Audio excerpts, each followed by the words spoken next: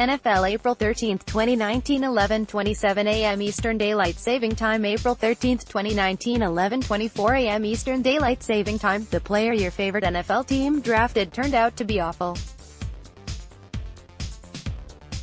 And it looks even worse when you see who they could have gotten instead. Use left or right buttons to navigate. Swipe left or right to navigate. No team is immune to whiffing on NFL draft selections and watching their picks turn into colossal busts. The real insult, however, comes when you start thinking what might have been for your favorite franchise had it picked a great player who is still on the board. Looking back at all 32 teams' NFL draft history, here are the picks they probably wish they could go back and do all over. SN Illustration, Getty Images. The pick QB Kelly Stuffer, no. 6 overall in 1987 the missed CB Rod Woodson, number 10 overall to Steelers. Stuffer was a terrible pick for the team in St. Louis, both as an unpleasant surprise reach and subsequent holdout who ended up being traded to Seattle a year later. The Cardinals should have gone best player available and chosen Woodson. He was first-team All-Pro 5 times in Pittsburgh and went on to play 17 NFL seasons. He's third all-time in interceptions, 71, and had a record 12 in returns for TDs. The Cardinals' worst draft pick that actually played for them was defensive end Andre Wadsworth, no. 3 overall in 1998, taken 3rd overall and 1 pick ahead of another Hall of Fame-bound defensive back named Woodson, Charles. SN Illustration, Getty Images. The pick, LB Andre Bruce, number 1 overall in 1988 the missed WR Tim Brown, number 6 overall to Raiders. Andre Bruce edges out Bruce Pickens, no. 3 overall in 1991, as the biggest draft bust in Falcons history. It hurts a little more with Bruce because many thought the team was giving plenty of consideration to taking Brown, fresh off his spectacular Heisman-winning season at Notre Dame. While Bruce flamed out as a little-used player over 4 seasons in Atlanta, Brown immediately exploded with the Raiders as a dynamic return man. He went on to play 16 seasons in Los Angeles and Oakland as one of the game's most reliable all-around receivers. He got his well-deserved place in Canton in 2015.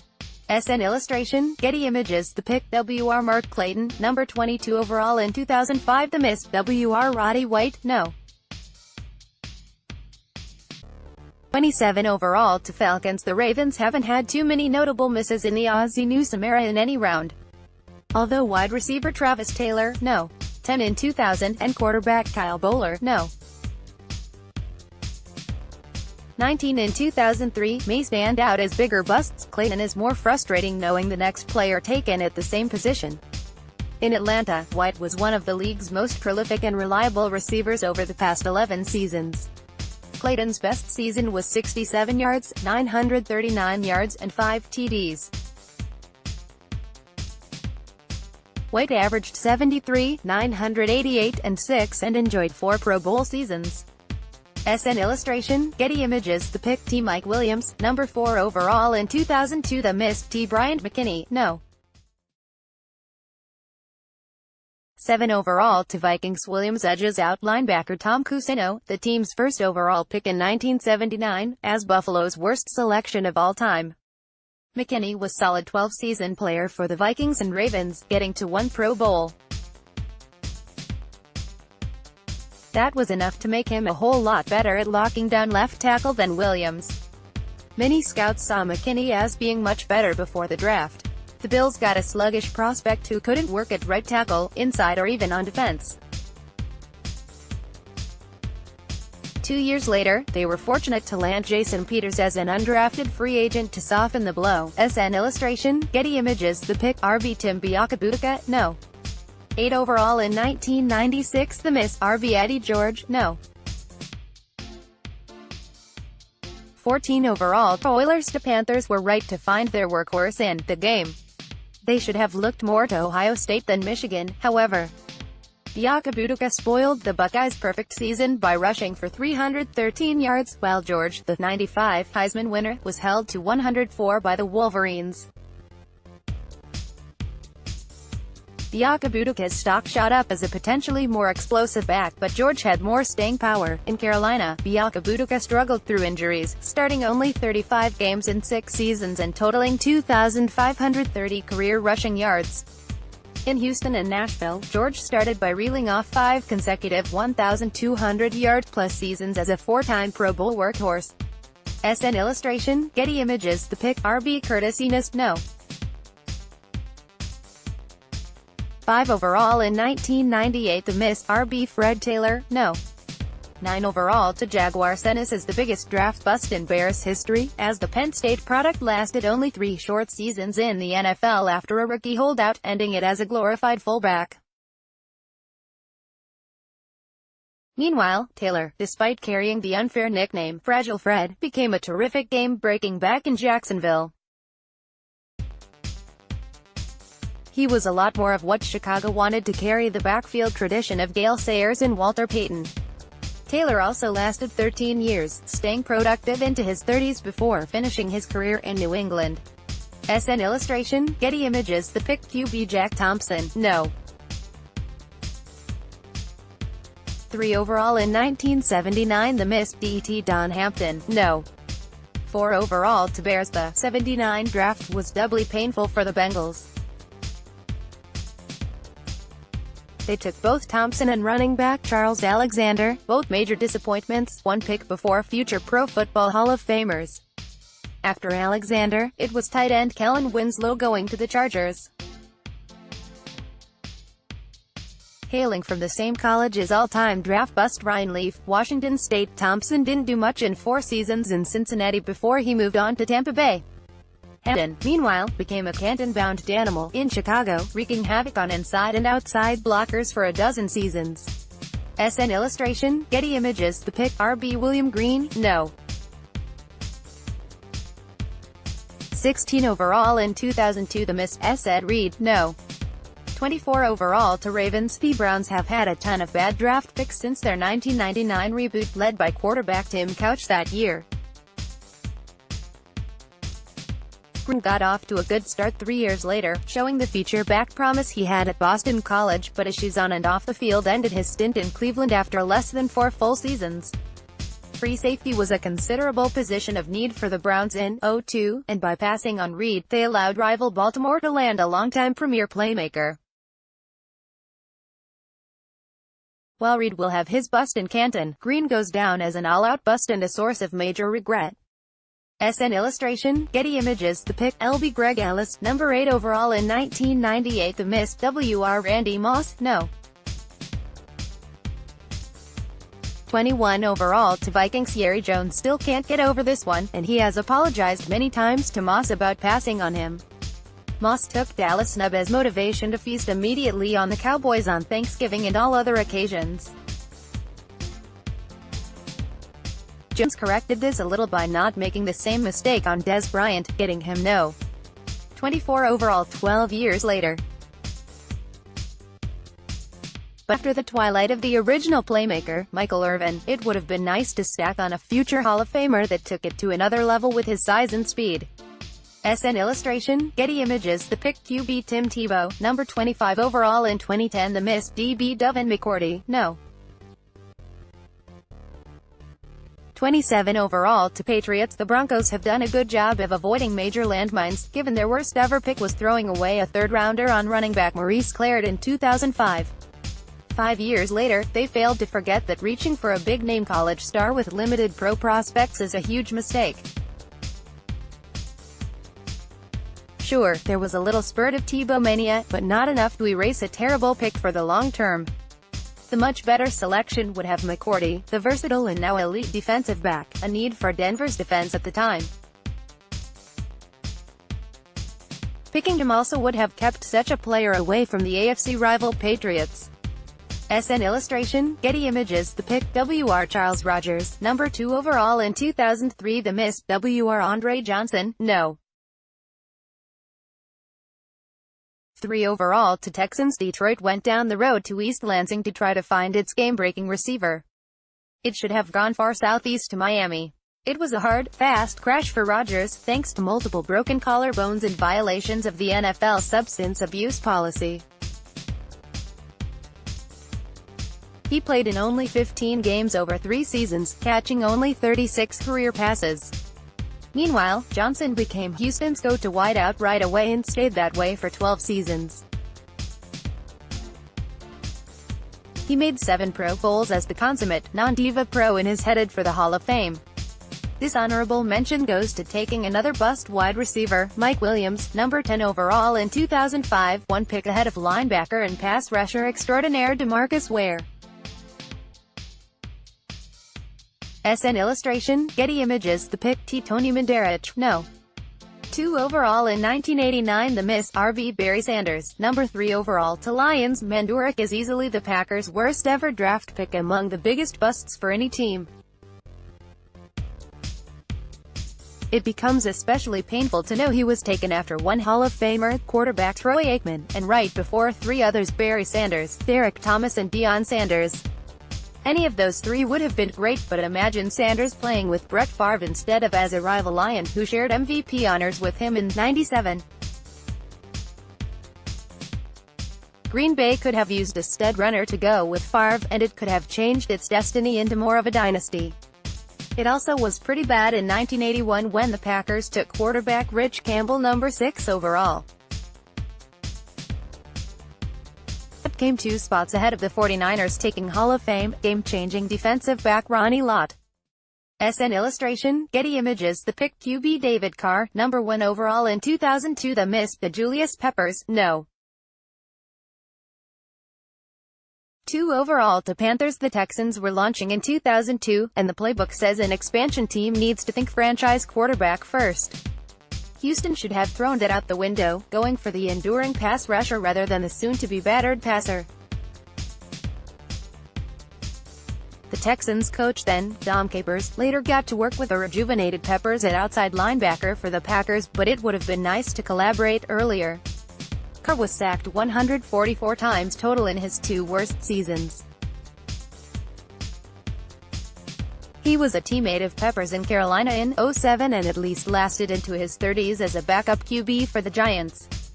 SN illustration, Getty Images. The pick, QB John Elway, number 1 overall in 1983. The miss, QB Dan Marino, no. 27 overall to Dolphins. There was nothing wrong about the deciding Elway was the best player in a loaded '83 draft. It was the fact the Colts, led by Ernie Accorsi, lost their huge gamble in thinking Elway wanted to play in Baltimore for head coach Frank Kush. Using the threat of opting for baseball and the Yankees as some leverage, Elway got traded to Denver after the draft.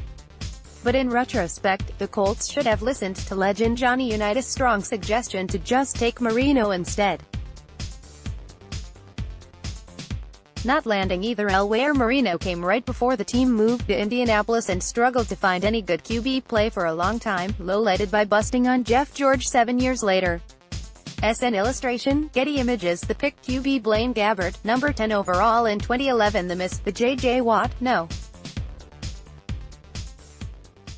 11 overall to Texans. As much as it's fun to say the Jaguars drafted a punter, Brian Anger, in the 3rd round, 5 picks before the Seahawks nabbed Russell Wilson in 2012. Wilson wasn't an option for Jacksonville there because it had just invested a high 1st-rounder on Gabbert a year earlier. That was the real mistake. The Jaguars have been looking for a top-flight pass rush for several seasons. Regardless if Watt didn't appear to be a good fit for a 4-3 team at the time, almost every team should regret not taking him. Every team that selected in the top 11 in 2011 landed a future Pro Bowler, except the Titans and Jaguars. As a bonus, taking Watt also would have kept him from helping Houston get to the playoffs in recent years. SN illustration, Getty Images. The pick, QB Todd Blackledge, number 7 overall in 1983. The miss, QB Dan Marino, number 27 overall to Dolphins. Here we go again. After Elway was rightfully the no. 1 quarterback taken in '83 by albeit the wrong team, it was ridiculous that 3 more QBs came off the board before Marino. Blackledge is a fine foodie and good guy on college football broadcasts now, but as a Penn State product in the NFL, he was the Chiefs' worst ever pick. It was only enhanced by the fact that he went a whole 20 picks ahead of Marino, the better prospect from down the road at Pittsburgh. SN illustration, Getty Images. The pick QB Ryan Leaf, no. 2 overall in 1998. The miss, CB Charles Woodson, no. 4 overall to Raiders. The Chargers thought they smelled all roses with Leaf after Peyton Manning, given his big arm and classic frame. But they should have taken the defensive player who helped Michigan win that same Rose Bowl over Washington State with both a Heisman Trophy and national championship to show for it. As Leaf turned out to be the biggest draft bust ever, anybody would have been great. But it doesn't get any worse than missing out on Woodson, who went to the rival Raiders and continued his Hall of Fame ways in the NFL through the 2015 season. SN illustration, Getty Images. The pick, RB Lawrence Phillips, number 6 overall in 1996. The miss, ILB Ray Lewis, no. 36 overall to Ravens. Phillips had a troubled, tragic life that contributed to him disappointing as a high first-round running back. The Rams should have gone with a completely different position. Their defense was terrible in 1995, and they could have used a dominant middle linebacker. A lot of teams whiffed on not taking Lewis, but it was especially glaring for Den Street Lewis to ignore a need in favor of Phillips. Later in the round, the Rams took the wrong wide receiver at number 18, Eddie Kennison. The Colts took future Hall of Famer Marvin Harrison 1 pick later. SN illustration, Getty Images. The pick, W.R. Ted Ginn Jr., number 9 overall in 2007. The miss, CB Darrelle Revis, no. 14 overall to Jets. Ginn eventually found some success as a pure speed receiver, but there's no way he should have been such a high pick. Miami would go on to finish 1-15 that season under coach Cam Cameron, and thinking Ginn's pass-catching and return skills were that great out of Ohio State was costly. Revis, a shutdown corner from Dan Marino's alma mater at Pitt, ended up tormenting them in the division as both a Jet and a Patriot. SN illustration, Getty Images. The pick, to Demetrius Underwood, number 29 overall in 1999. The miss, to Patrick Kearney, no. 30 overall to Falcons. Underwood carried a lot of baggage from his time at Michigan State, hardly seeing the field late in his college career. He never played a down for the Vikings, as the young man's off-field troubles never went away. At the same position 1 pick later was Kearney, a multiple Pro Bowl edge pass rusher with both Atlanta and Seattle. SN illustration, Getty Images. The pick, QB Tony Eason, number 15 overall in 1983. The miss, QB Dan Marino, no.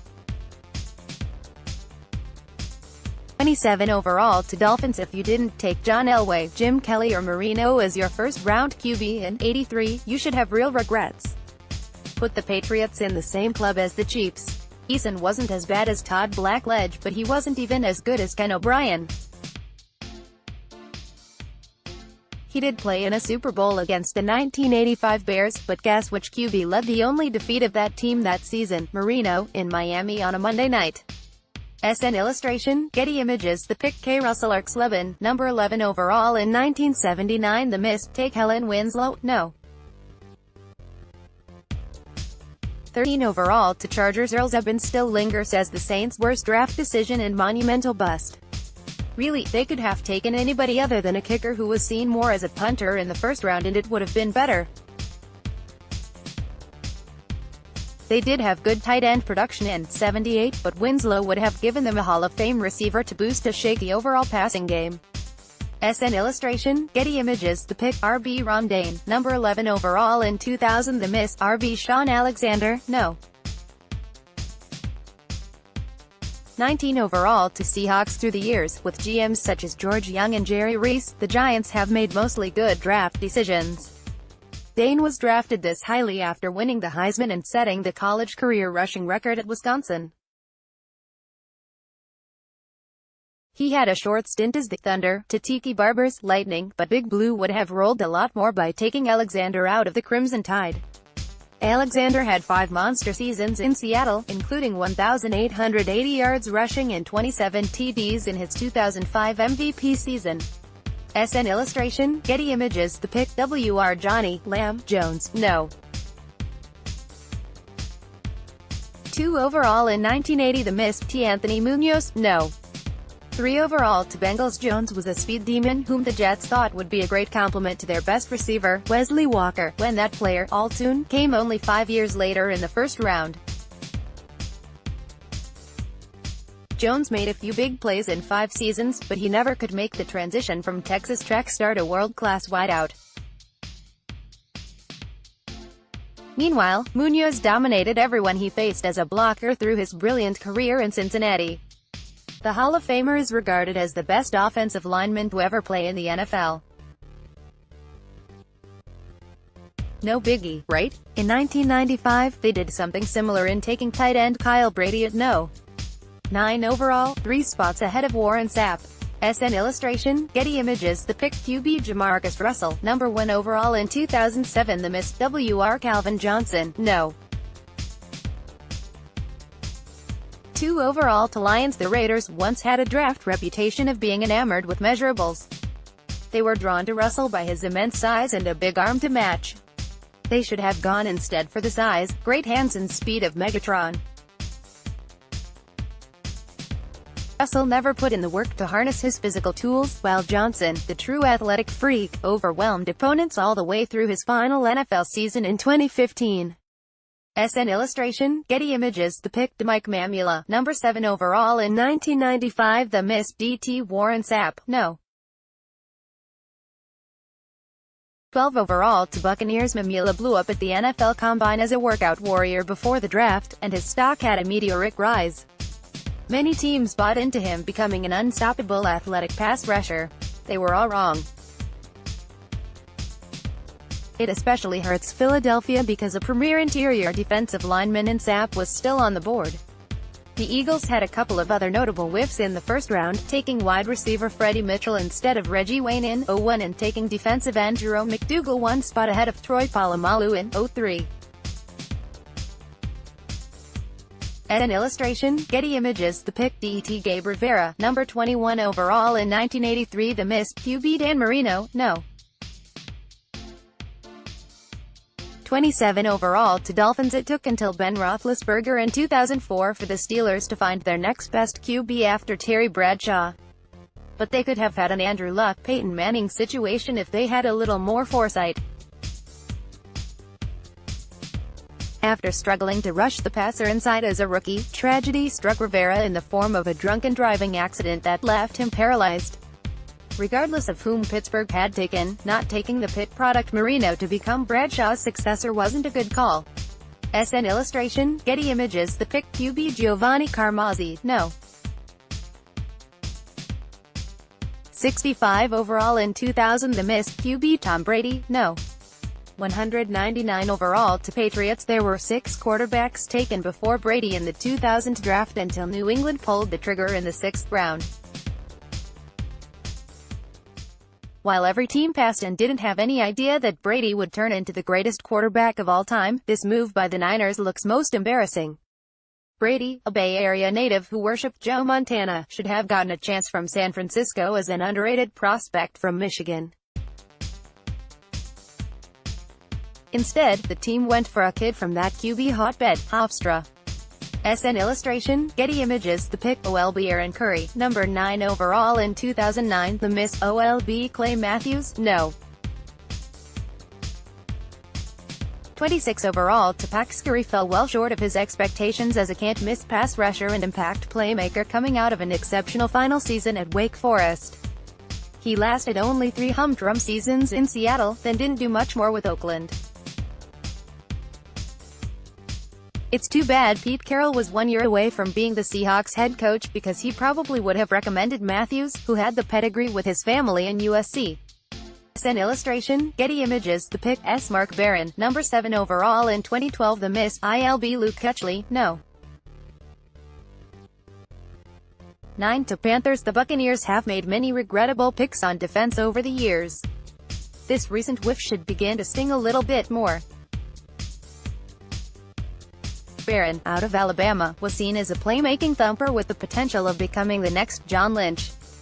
But at the same time, Tampa Bay really needed a stud middle linebacker and was attached to taking Kuechly in several mock drafts. Instead, Barron had one semi-decent season before he became trade bait, while Ketchley dominates for the Bucks division rivals in Carolina.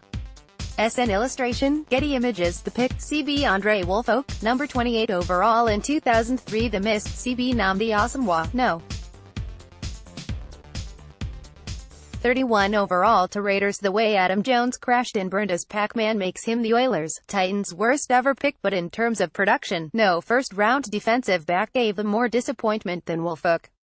Tennessee was right to take a corner at this spot of that draft, but totally whiffed by not making him Asomugha, who had several good shutdown seasons in Oakland. SN illustration, Getty Images. The pick, CB Carlos Rogers, no. 9 overall in 2005. The missed, QB Aaron Rodgers, no. 24 overall to Packers. The Redskins needed a quarterback in this draft, evidenced by them taking Jason Campbell a pick after Rodgers at no. 25, after Alex Smith went number 1 overall to the 49ers, Rodgers had a well-documented slip to Green Bay, which could afford to stash him behind Brett Favre for 3 seasons. Of all the teams, Washington had no good reason to let Rodgers slide. Sure, Rodgers might have been messed up by starting as a rookie and going through all the different defenses Campbell did, but now no one will ever know. Rodgers turned into a pretty good corner, but that really wasn't until he signed with the 49ers as a free agent in 2011. In some form, whether using number 9 or working a deal with their other pick, the Redskins whiffed by not ending up with Rodgers.